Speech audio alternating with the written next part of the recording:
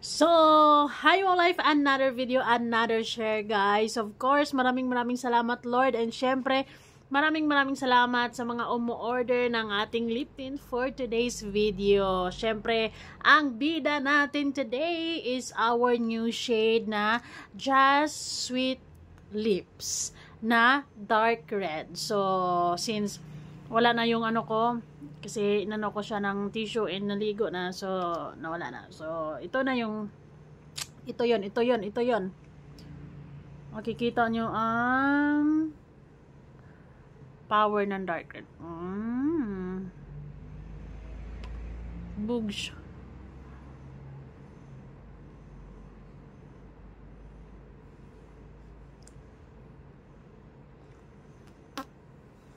So, ito po yung inaantay natin na shades.